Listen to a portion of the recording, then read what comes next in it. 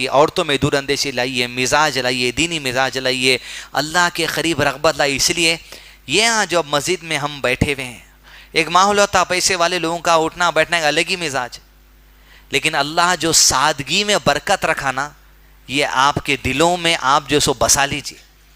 جو سادگی یہاں کے لوگوں میں، جو سادگی اپنے مسجدوں میں ہے، یہاں سننے سے آدمی واقعات رو لیتا. پیسے والے لوگوں کا مزاج، ان کا مزاج لوگوں کا جو دین سے دور ہے الگ ہے. اللہ کا احسان ہے، مسجد میں اتنی رات کو جوڑ کے رکھا اللہ اس کی دین کی وابستگی کی وجہ سے. عائشہ صدیقہ رضی اللہ عنہا ہجرت ہوئی والد کی، اور اللہ کے نبی صلی اللہ علیہ وسلم مدینہ پہنچے. مدینہ پہنچنے کے بعد آپ صلی اللہ علیہ وسلم نے مسجد نبی تعمیر کرنے کا فیصلہ کیا. 2 یتیم لڑکوں کی جو سو زمین تھی، اس زمین کو خریدا گیا، اور اللہ کے نبی صلی اللہ علیہ وسلم نے ہاتھ سے مسجد نبی تعمیر کرنے کے لیے کھجور کے پتوں کے ڈالیاں اور مٹھی وغیرہ اٹھاتے، پتھر اٹھاتے اور دعا کرتے، اللہم لا عیش الا عیش الاخرہ فاغفر للانصار والمہاجر. اللہ زندگی تو بس آخرت کی زندگی ہے، بس تو انصار اور مہاجر کی مغفرت کر دے. اور انصار اور مہاجر صحابہ جب دیکھتے اللہ کے نبی صلی اللہ علیہ وسلم کام کر رہے ہیں تو کہتے اللہ کے نبی صلی اللہ علیہ وسلم کام کرتے رہیں اور ہم بیٹھے رہیں، یہ تو بڑی گمراہی کا کام ہوگا. صحابہ بھی اٹھتے اور کام کاج میں کرتے. یہ اسوہ ہے کہ آدمی کسی بھی لیڈرشپ کے پوزیشن پر پڑھ جائے، گراؤنڈ لیول کے کام کو نہیں چھوڑنا، زمینی کام کو نہیں چھوڑنا. آپ بڑے سے بڑے لیول کو پہنچے، لیکن کبھی جھاڑو کا کٹا لے کر آپ کی جھاڑو مار دینا، آپ کے نوکروں، آپ کے کام والوں کی ہمت افزائی بن جاتا. ایک ماحول کو قائم کر دیتا. جیسے اللہ کے نبی صلی اللہ علیہ وسلم اپنے اصحاب کو ایسی تعلیم دیتے تھے کہ بس گراؤنڈ پہ رہنا، یعنی عاجزی، انکساری، بس رحم دلی، ایک دوسرے پر شفقت کا معاملہ، وہ اللہ کے نبی صلی اللہ علیہ وسلم نے صحابہ کرام کو سکھا. گھروں کی تعمیر کر لی گئی. ادھر مسجد نبوی ہے اور مسجد نبوی کے بازو اللہ کے نبی صلی اللہ علیہ وسلم کے حجرے بنا لیے کہ چھوٹے چھوٹے. وہ حجرے کوئی معمولی بات نہیں ہے، وہ حجرے قرآن مجید کی آیت کا حصہ ہے. قرآن مجید میں سورہ حجرات سے مراد وہ حجرے ہیں جو مسجد نبوی میں آج بھی ہیں، جہاں اللہ کے نبی صلی اللہ علیہ وسلم کی بیویاں رہا کرتی تھی.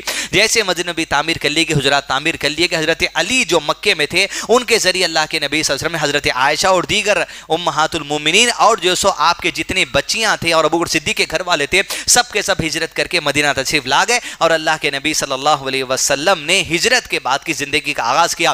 جیسے ہجرت کے بعد کی زندگی آغاز ہوا، اما عائشہ صدیقہ رضی اللہ عنہا نبی صلی اللہ علیہ وسلم کے گھر کو جانے کے لیے تیار وداعی نہیں ہوئی. ہجرت ہونے کے 7 مہینے بعد، کتنے مہینے بعد؟ 7 مہینے بعد اللہ کے نبی صلی اللہ علیہ وسلم نے جب حضرت عائشہ کی عمر 9 ایئرز کی ہو گئی، آپ نے وداعی کا اعلان کر دیا. ابو بکر صدیق رضی اللہ عنہ اپنی بیٹی لاڈلی کو ایک پیسے والے گھر سے، ایک رئیس گھر سے، جہاں پر اچھا ماحول ان کو دیا گیا، دینی تعلیم، مزاج، ہر چیز دیا گیا، اب رسول اللہ صلی اللہ علیہ وسلم کے گھر کو بھیجنے کے قابل یہ لڑکی ہو گئی.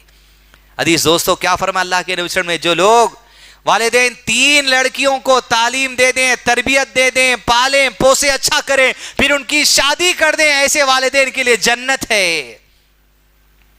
یہ بچیوں کی تعلیم و تربیت بہت بڑا رول ہے، مگر اکثر والدین بچیوں کی تعلیم کے پیچھے پیسہ برباد کر رہے ہیں. نرسری سے لے کے 10ویں جماعت، inter first year, inter second year, degree, B com, college, اس کے بعد نکاح کے ادھر ادھر بایوڈاٹا دینا، ایک بایوڈاٹا، ایک فوٹو، 10 مشاہدہ کن بھیج دینا. جب تک انہیں پڑھتے رہتی اچانک اتنے میں رشتہ طے ہو جاتا. نوشا کلی چاہ رہے شادی کر دینا ہے، پوری پڑھائی ختم. اب یہ بچی سسرال کو جا رہی ہے.